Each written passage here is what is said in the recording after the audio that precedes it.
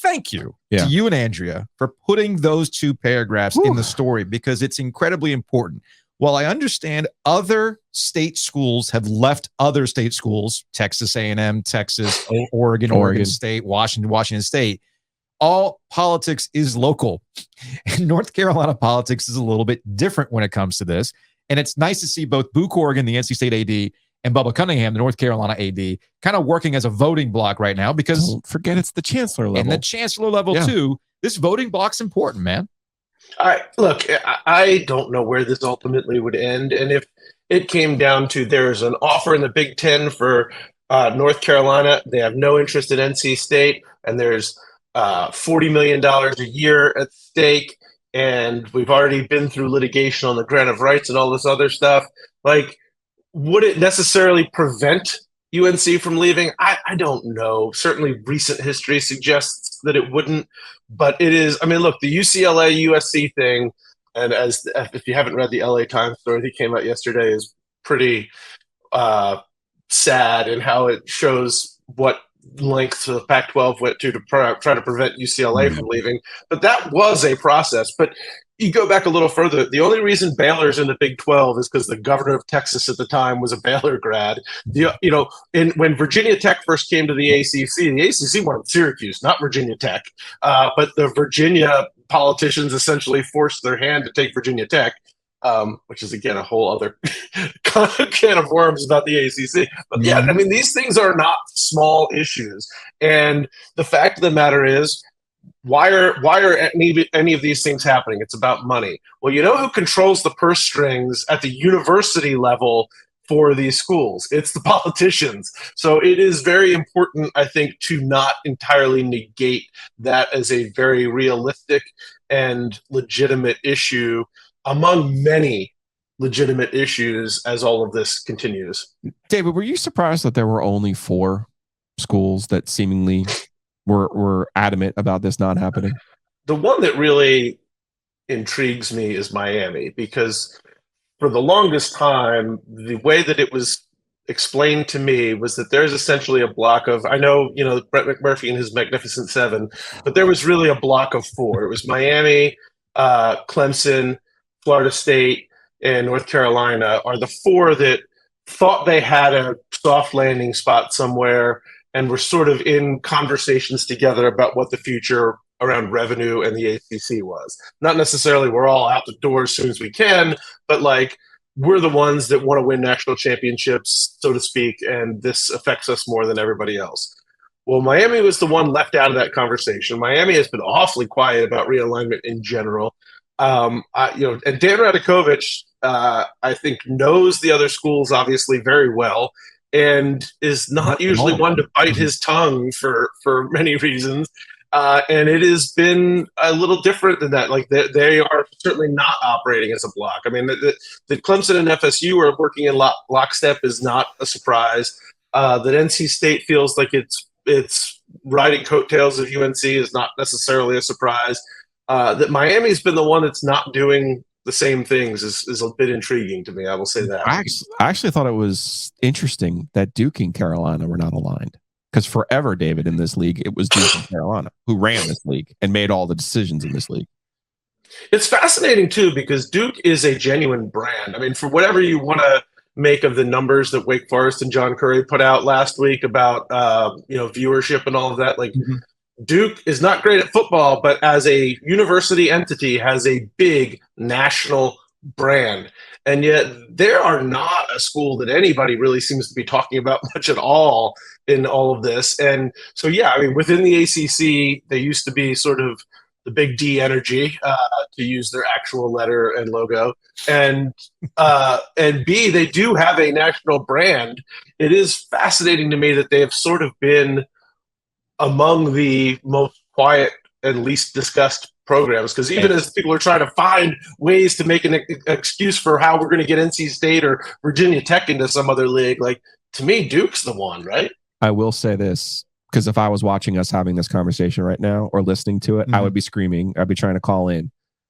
We always do this, and it's not just us right now. But I think about our conversation with Holden Thorpe.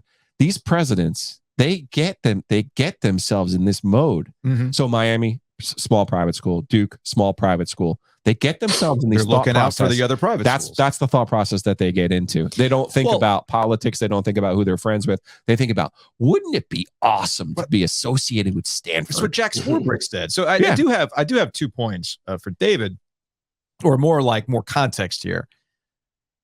Could the voting to add Cal and Stanford be, I don't know, like a 4D chess move to get, because when let's say Stanford and Cal did join, they're now part of the grant of rights and they're there till 2036. They get to vote. I mean, how much of this is other schools wanting more members in because it would create more of a block on Clemson? I think that is a huge part of the puzzle, and have almost explicitly been told so. That, so you go back to the McMurphy thing about the 7 schools. This was never going to happen. But the dynamics that have changed is that the Big 12 is actually sort of nipping at the ACC's heels in a very real way now.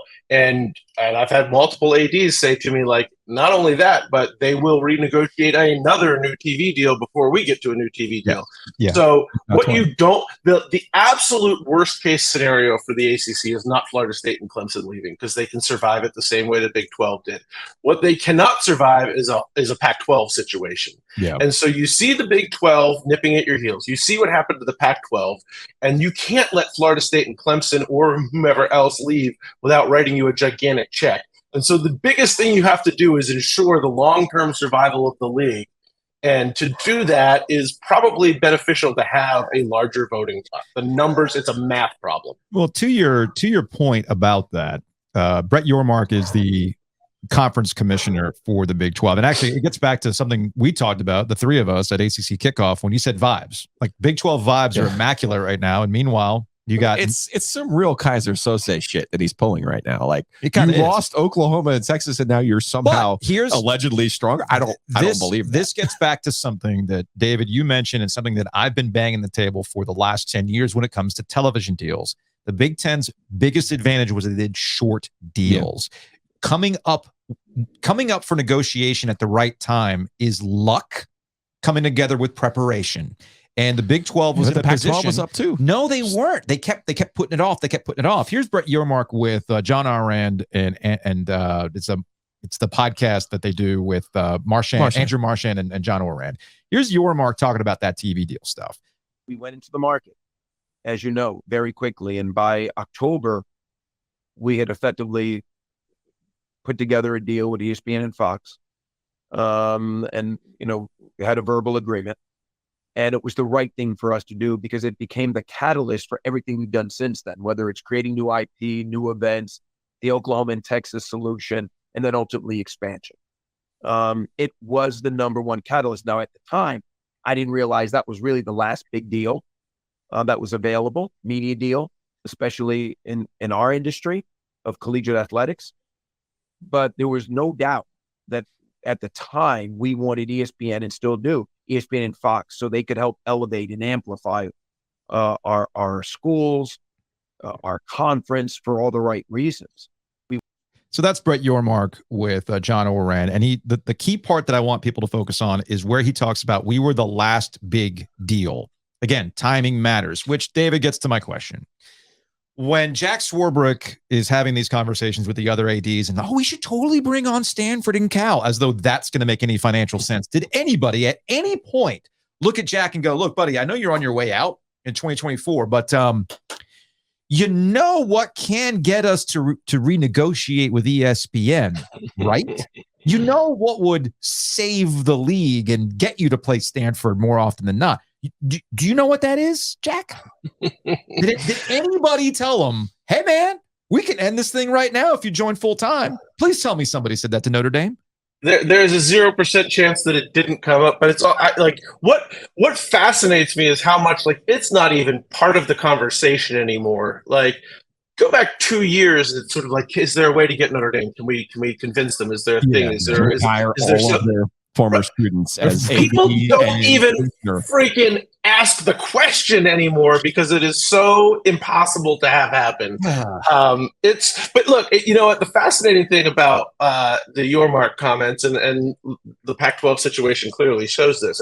And you look at what Fox and / the Big Ten are going to be giving to Oregon and Washington. Oregon and Washington, to me, biggest panic move in of all of this. They are getting 40 cents on the dollar to go play in a league against teams that are going to have a ton more resources than them because of that. Now, Oregon, they'll be okay because they got Phil Knight money and they'll survive. But that's a problem. And then you look at like the SMU conversation about coming to the ACC. SMU's basically said, you don't have to pay us for 5 years. We just want to come to your league.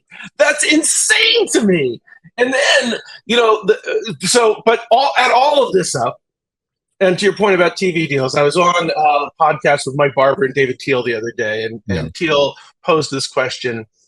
Isn't there a scenario in which, because TV is so screwy right now and the trends are all pointing the wrong direction with linear, isn't there a chance that by the time the Big 12's TV deal comes up again in 2029, 2030, that the ACC's looks pretty good? Yeah. And I think there is something to be said for the security of that.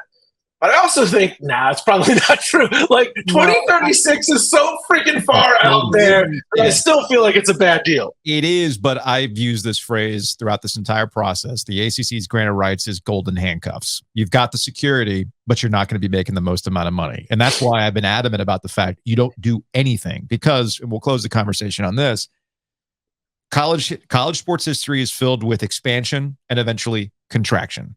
I know Dimitri just talked about it on the latest college football bubble bath, where you can watch a large, hairy man in his tub talk about college football. And he's absolutely right. And I've talked to somebody in the television industry about this too. 18 teams is too bloated. That's just way too bloated.